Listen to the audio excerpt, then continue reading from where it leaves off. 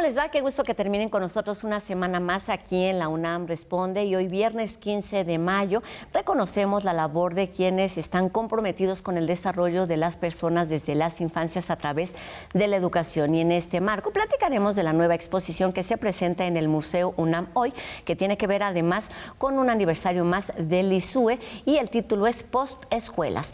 Además, les contaremos sobre una nueva convocatoria que lanza Libros UNAM, que nos invita a escribir una crónica futbolera. Tenemos una nueva historia de UNAM Global TV que nos habla sobre el lenguaje y comunicación, aprendizajes, pero también nuestro Golfo de México nos lleva a pensar en una de las mujeres más importantes de nuestra historia, Malitzin. Quédense con nosotros, comenzamos.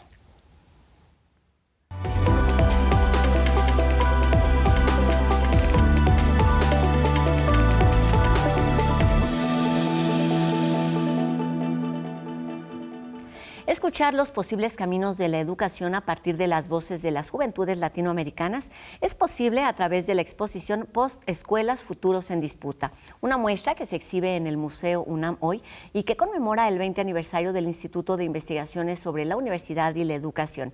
Y bueno, para hablar de este recorrido y reflexionar sobre uno de los temas más vigentes en el contexto actual, a propósito del Día del Maestro, damos la bienvenida a la doctora Claudia de la Garza Gálvez, quien es la directora de este museo UNAM hoy. ¿Cómo estás, Claudia? Muy bien, muchas gracias. Qué gusto tenerte aquí de nueva cuenta. Y bueno, antes de comenzar con esta plática, saludamos también al doctor Sebastián Pla, quien es curador de la muestra e investigador de este ISUE y además nos decía, por supuesto, profesor universitario. ¿Cómo estás? Muy bien, muchas gracias por la invitación. Pues qué gusto que estén aquí. Vamos a platicar de este recorrido que sí es una muestra, pero tiene que ver con un trabajo mucho más amplio que tiene que ver con las tareas que realiza o que lleva a cabo el ISUE.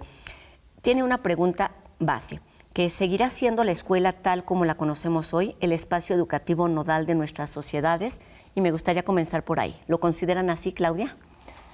Pues yo creo que en esta muestra precisamente nos ayuda a preguntarnos de manera muy vivencial cómo nos estamos imaginando y cómo vivimos la escuela, cómo nos imaginamos esa escuela del futuro.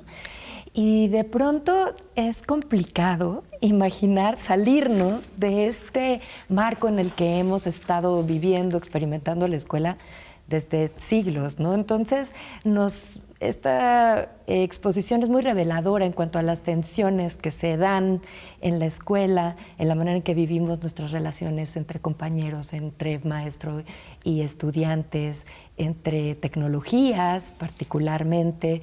Y creo que más que llegar a una idea de si la escuela seguirá o no seguirá, nos abre muchas preguntas y muchos recuerdos también. Es interesante cómo al pensar en el futuro también pensamos mucho en nuestro pasado y la manera en que experimentamos la escuela cada quien, ¿no? Claro, y tiene que ver, claro, con su experiencia personal, pero además pues esto es el recopilado, digamos, de un trabajo más amplio. Cuéntanos, Sebastián, ¿de dónde surge esta exposición?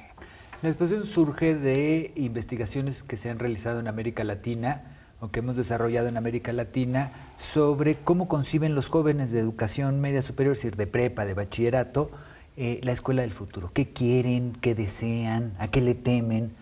Por supuesto, estas visiones están muy vinculadas a lo que viven en el presente, pero es muy interesante escuchar sus voces directamente, que es parte importante de la exposición, un trabajo colaborativo con los jóvenes, y pensar esta escuela del futuro a partir también de lo que ellos quieren.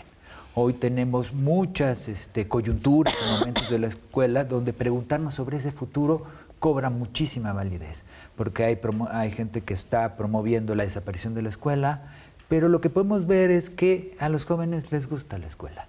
Les gusta en cuanto es un espacio para estar con otros jóvenes, para aprender, para dialogar con los maestros, para vivir cosas que no viven en la casa. Esta idea de que el joven se quiere quedar encerrado frente a una pantalla, creo que la exposición muestra exactamente lo contrario. Y qué bueno que lo digas así, porque justamente la escuela es no solamente el lugar donde tiene que ver el desarrollo académico, sino se da la formación integral de las personas, y mencionaste algo importante que no habíamos dicho, que es en esta educación o en este nivel medio superior, en donde se hace un cambio importante, donde se decide el futuro de las personas. Y entonces, en este sentido, cuéntanos qué nos dice el museo sobre la educación, es decir, cómo están, digamos, como todas estas inquietudes y estas opiniones traducidas en los 4 ejes temáticos. Bueno, los 4 ejes temáticos son un recorrido primero por el tiempo, ¿no? Cómo se han pensado los futuros de la escuela desde el pasado, ¿no? Y ese creo que es un primer núcleo muy revelador, justo, que nos habla de esta forma de ver la escuela, que al final con muchos cambios, pero siempre siguiendo una línea como muy estrecha en un punto que no nos permite imaginar más allá de un formato, aunque bueno, nos vamos relacionando con una serie de proyectos que se han dado a lo largo de la historia. Después nos habla de los presentes o del futuro en el presente, cómo estamos imaginando, cómo vivimos la escuela, qué desafíos, qué formas, precisamente después de estas experiencias, como comenta Sebastián, la propia experiencia de la pandemia que está tan profundamente marcando estas generaciones que viven en la escuela. ¿Cómo están experimentando ese espacio físico de la escuela a partir de una experiencia muy sensorial? Desde una instalación sonora, pero que también se complementa con una serie de imágenes tomadas por estudiantes del Colegio Madrid que colaboraron con esta exposición. En particular, esa sala la llevó Laura Furlan, una profesora, y que también fue la coordinadora, digamos, de la relación con los estudiantes. Después hay otra sección que nos habla sobre precisamente el futuro y cómo se imagina el futuro a partir de una serie de relatos que, bueno, me gustaría que Sebastián nos contara un poco, porque los relatos vienen de una investigación previa y creo que es muy interesante ponerlos en contexto. Vamos. Los relatos surgen con el equipo con el que estuvimos trabajando, que son jóvenes de licenciatura, que adaptaron los cuentos de ciencia ficción que escribieron chicos de educación media superior de diferentes partes de América Latina. Chile, Colombia, Uruguay, Costa Rica, por supuesto México.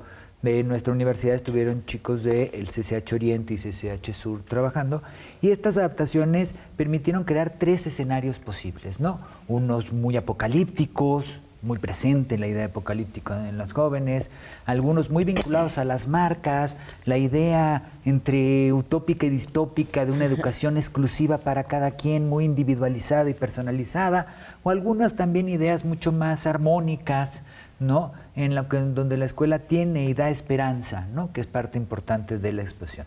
A partir de la adaptación de los jóvenes, de textos de jóvenes, la DGTIC de la UNAM nos permitió o construyó videos, 3 escenarios con inteligencia artificial, para que los visitantes a la muestra puedan seleccionar qué videos quieran ver y vivir en una pantalla muy grande, muy inmersiva, estos escenarios creados por los propios jóvenes y, por supuesto, con la extraordinaria colaboración de la gente especializada en la UNAM en que trabaja con inteligencia artificial.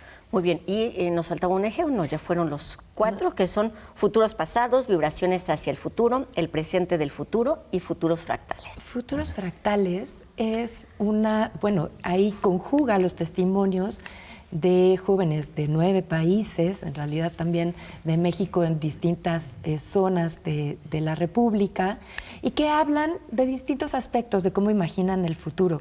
Es y este video conjunta con una experiencia también muy inmersiva totalmente, cómo imaginan el futuro pensando en la relación con los profesores, con la tecnología, con los espacios, cuál es la mejor escuela o esta escuela ideal que imaginan, pero también cuál sería la peor. Es decir, todos estos temores, esta forma de vincularse con la escuela desde desde lo emocional, también hablan de cómo se trabajará con lo emocional en la escuela del futuro.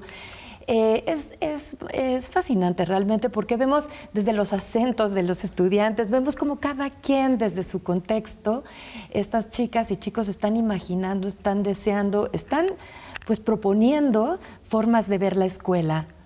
Y a partir o a través de estas diversidades, ¿qué encontraron, por ejemplo, en la investigación que tienen en común los jóvenes de todos estos países de la región, Sebastián, con respecto a lo que ven en la escuela? Son varios aspectos, trataré de ser puntual. Uno muy presente es que no quieren que desaparezca la escuela. Punto. Quieren salir de sus casas, y como las sociedades contemporáneas, el poco espacio que le da a los jóvenes son las escuelas, si se las quitamos, como se pretende hacer en el siguiente mes por parte del gobierno federal, encontramos una situación de estrés para ellos importante. Otro elemento importante es el deseo de una educación cada vez más personalizada, es decir, que atienda más a sus necesidades y que responda a los intereses particulares. Eso tiene sus ventajas y sus desventajas. Otra posibilidad, otra idea es sobre el uso de la tecnología. Los estudiantes no son blanco y negro, dicen muchas cosas muy interesantes que matizan sus cosas, que la tecnología sí, la inteligencia artificial usémosla, sí, pero que desarrollemos estrategias donde no nos roben nuestras capacidades cognitivas, ¿sí? O sí, perfecto, el uso de tecnologías, internet en la escuela, el celular, pero que no nos lleve a procesos de aislamiento emocional o a elementos de socialización. Es decir, hay mucho elemento común en esta idea de sí a la tecnología, pero veamos sus virtudes y cuídennos como adultos, como generaciones responsables de la educación de las generaciones más jóvenes, sobre los riesgos que tienen estas tecnologías. Y esto es bien importante porque es vital, por supuesto, escuchar estas opiniones, estas inquietudes, estas preocupaciones, pero ¿qué nos toca hacer a los adultos como instituciones, como Universidad Nacional, como museo, como ISUE para atender esas necesidades? Bueno, Adelante. yo quiero decir algo que me parece muy importante, porque en esta de pensar el futuro desde los estudiantes, el proceso curatorial que llevó a cabo Sebastián fue un proceso pedagógico en sí mismo. Fue un proceso en equipo, fue una curaduría colectiva en donde estudiantes con los que él trabaja de posgrado ya, o que llevan, bueno, algunos todavía están terminando, pero de distintos niveles se involucraron en la parte de investigación, en la selección de los relatos, en la adaptación, en generar guiones. Ahora acaban de tener un curso de mediación, es decir, en todos los aspectos que implica el narrar esta investigación tan de largo aliento, que lleva tanto tiempo indagando en cómo se piensa el futuro de la escuela desde los estudiantes. Ellos le dieron salidas que llevan a una investigación académica, a la experiencia, a cuestionamientos que en todas las generaciones, ahora que ya hemos comenzado con la exposición, que todas las generaciones enfocan desde formas distintas, ¿no? Quienes vienen, las juventudes que vienen a visitar el museo, descubren también antiguas tecnologías, se identifican con ciertos procesos, con ciertas relaciones que se establecen ahí.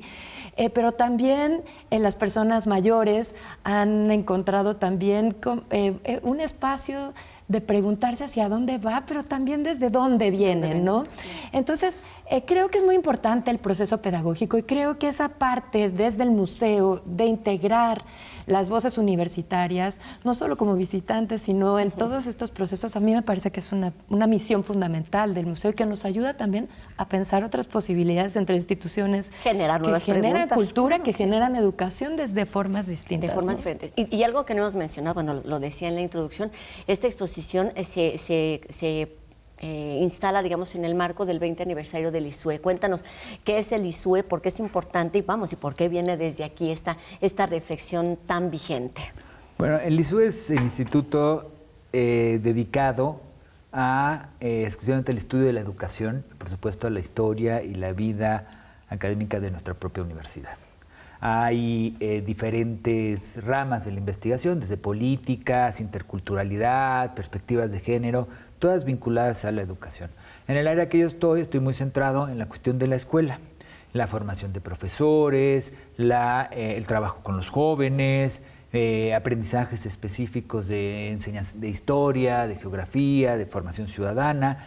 Y el ISUE cumple 20 años, antes se conformó de 2 centros, uno de historia, el CESO, y uno de didáctica, el CICE, y se conformó un grupo de académicos muy potente que estamos constantemente produciendo conocimiento. Dentro de estos, y que tiene que ver con la exposición, creo que una de las funciones fundamentales del ISUE está en el trabajo también con los profesores. Hoy que es Día del Maestro, creo que es importante. Y la exposición es muy interesante cómo presenta históricamente la idea de que la tecnología va a desaparecer la función docente. Desde visiones de los años de 1898, ¿sí? Que están construyendo profesores trabajando con máquinas y chicos llenos de cables, o ideas del propio Skinner y el conductismo y su máquina de enseñanza. Y hoy vemos que de manera notable los chicos siguen queriendo al profesor, porque entienden que muchos de los elementos de aprendizaje puede estar dado por las máquinas, pero la relación con el otro, la relación con el sujeto que dialoga, interactúa y que les da palabra y les da posibilidad de encontrarse y aprender juntos, ese solo es el profesor. Creo que la exposición ve también esa parte, y creo que una de las funciones del ISUE y de nosotros, los profesores en la universidad y fuera de la universidad, es ver a estos jóvenes, escuchar a estos jóvenes, y creo que la exposición de una u otra manera también lo plantea. Claro, y seguir promoviendo además estos espacios como es la escuela de integración, de aprendizaje, de conexión, de interacción social, que es un poco lo que decías, es lo que sucede también en un museo como este, porque si bien podrían acercarse quizás a los testimonios, a la investigación a través de una pantalla, el objetivo, la invitación es a que lo hagan a través de este museo. Pues hagamos la invitación, Claudia, para terminar, porque considerando además pues estas herramientas que es las que están pidiendo también a través de estos testimonios. ¿Dónde, cuándo y qué vamos a ver en el museo? Les esperamos en Moneda 2, de martes a sábado de 11 a 5 de la tarde, y también les invitamos a que sigan las redes del museo, porque esta exposición se activa también con una serie de actividades, de conversaciones, de discusiones sobre los temas que estaba comentando Sebastián, estas problemáticas, redes sociales en el salón de clases, sí o no, qué pasa con los celulares, qué pasa con la tecnología, cómo afectan y cómo podemos incorporar estas nuevas tecnologías para que resulten útiles y que resulten benéficas para los procesos educativos. Pues todo eso lo vamos a estar discutiendo.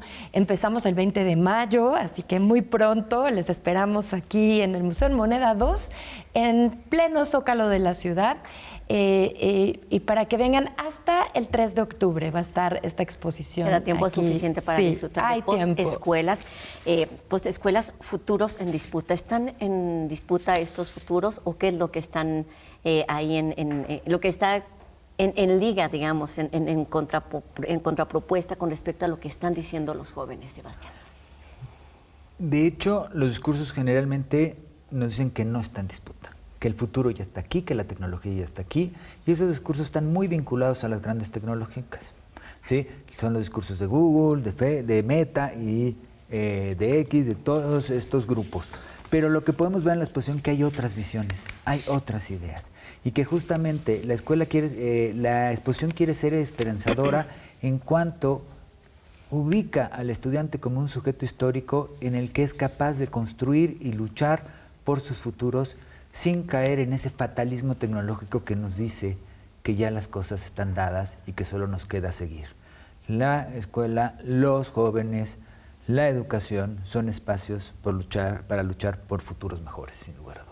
En donde se tiene que ir incorporando, por supuesto, nuevas necesidades o nuevas inquietudes que van surgiendo, como tiene que ver, por ejemplo, con la inteligencia artificial, claro, con la salud mental, con ese espacio. Me parece importantísimo reiterarlo, de intercambio y de formación integral. Es ahí donde las juventudes nos formamos, nos hacemos, y entonces qué necesario es dar espacio y prioridad a lo que está surgiendo ahí, no solamente como respuestas, sino como preguntas. Pues la invitación a disfrutar de esta muestra allá en el Museo Unamoy hasta el mes de octubre. Muchas gracias, doctora Claudia de la Garza, directora del Museo Unamoy, y doctor Sebastián Plan, curador e investigador también del ISUE. Bienvenidos, y pues vayámonos todos al Centro Histórico. Gracias. Muchas gracias. Gracias. Y bueno, si tu pasión es el fútbol, pero también el periodismo, la siguiente información de Libros UNAM es para ti. Y es que está abierta la convocatoria Desde la Grada, que invita a estudiantes de nuestra universidad que tengan entre 15 y 35 años y que sean residentes de nuestro país a presentar una crónica relacionada con el fútbol y contar ahí su experiencia personal, cultural o social con este deporte. El texto debe ser original, inédito y además, por supuesto, escrito en español. Los ganadores recibirán premios de hasta 30,000 pesos y la publicación digital de su crónica. El registro cierra este 29 de mayo y los detalles completos los encuentran en el sitio de convocatorias.libros.unam.mx.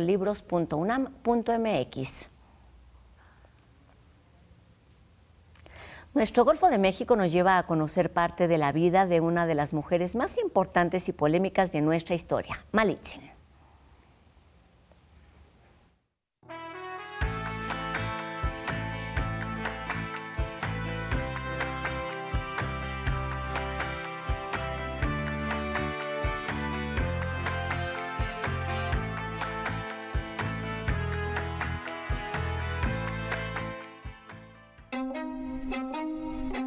Malitzin, traidora o diplomática. Malitzin, conocida comúnmente como Doña Marina o Malinche, es una de las figuras más enigmáticas de la historia mexicana. Ella era la intérprete de Hernán Cortés y posteriormente se convirtió en su pareja, aunque por esta última condición se le ha denominado la traidora. Dichos arquetipos dieron origen a lo que hoy conocemos como malinchismo, un término que surgió durante el siglo XIX, durante la búsqueda de una identidad nacional tras la independencia. Con una connotación xenófoba, este se usa para describir a quienes muestran preferencia por lo extranjero y desprecio por lo propio o local. Esta visión transformó a Malitzin en un símbolo mitificado que se utilizó dentro del discurso nacionalista para representar la traición, borrando así su verdadera historia, la de una mujer esclavizada que se convirtió en mediadora gracias a su inteligencia y dominio de las lenguas como el maya yucateco y chontal, el español, el náhuatl y el popoluca o lengua de Olutla. Pero, ¿cuál fue realmente el origen de esta mujer tan emblemática? En primer lugar, se dice que Malitzin nació a principios del siglo XVI y, de acuerdo con el cronista Bernal Díaz del Castillo, es originaria del pueblo de Painalá, ubicado en Veracruz. Sin embargo, hay autores que ubican su nacimiento en la región de Coatzacoalcos, Veracruz, mientras que algunos otros la asocian con Olutla, Veracruz, un lugar que aparece en las fuentes históricas como Viluta, Huilota u Olutla. No obstante, estudios actuales la sitúan en una región antes al sur de Veracruz, cercana a Coatzacoalcos, que vivió bajo la presión constante de la Triple Alianza Mexica. Varios cronistas afirman que Malitzin nació en una familia noble, aunque fue vendida a comerciantes de Xicalango en calidad de esclava o tlacotli tras la muerte de su padre. Se especula que Malitzin tenía cerca de 15 años de edad cuando llegó a manos del señor de Potonchán, quien la entregaría tiempo después a Hernán Cortés junto con otras 19 esclavas tras su derrota en la batalla de Centla. Con el tiempo, se volvió traductora e intérprete, facilitando así la estrategia de Cortés de forjar alianzas con otros pueblos. Con sus conocimientos, Malitzin asesoró a los conquistadores sobre las costumbres sociales y las prácticas militares de los mexicas. Por otra parte, Jerónimo de Aguilar, un náufrago español que llegó a la península de Yucatán y vivió ahí durante 8 años, aprendió el idioma maya, lo que le permitió convertirse en el segundo traductor de Cortés. Pese a los prejuicios históricos, hoy Malitzin ha sido reivindicada como una mujer que sobrevivió, interpretó y transformó su contexto gracias a sus conocimientos y a su voz. Su narrativa rompe con la idea de tradición y revela a una figura de diálogo y diplomacia política.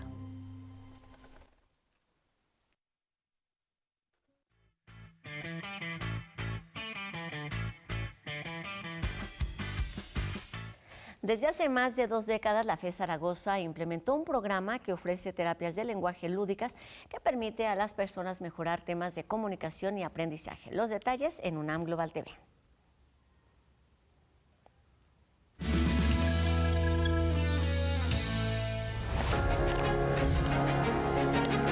Aquí conocimos a Ángel, un niño que quería hablar, pero no siempre podía. Y si sonrieras y sacas aire. En la escuela, eso se volvió un problema, no solo para aprender, sino para convivir con el entorno. Se burlaron de él, de su forma de leer. Entonces mejor preferí sacarlo de la escuela y apuntarlo en otra. Entonces, la UNAM Zaragoza se convirtió en su espacio seguro. Supermercados, juegos de detectives, memoramas y representaciones teatrales se convierten en herramientas terapéuticas que fortalecen el lenguaje y el pensamiento. El 10 es mayor o igual al 7. Los problemas del habla están íntimamente ligados a todo el rendimiento escolar. Hablar bien ayuda a leer mejor, a escribir y todo eso también ayuda a entender matemáticas. No podemos expresar lo que no tenemos interiorizado, lo que no pensamos. El programa de atención al rendimiento escolar, con más de 24 años de trayectoria, atiende el lenguaje oral, escrito y aritmético desde un enfoque especializado.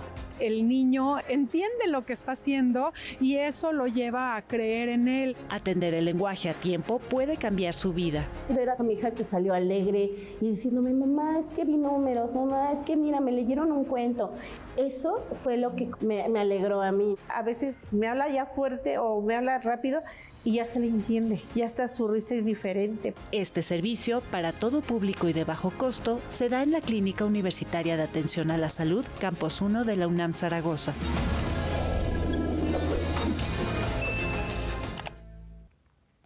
Con esto terminamos nuestro programa de hoy y también la semana, reconociendo también o agradeciendo a Ricardo Iturbe su participación en la interpretación de lengua de señas mexicana y recordándoles a todos ustedes que podemos seguir en contacto a través de nuestras redes sociales.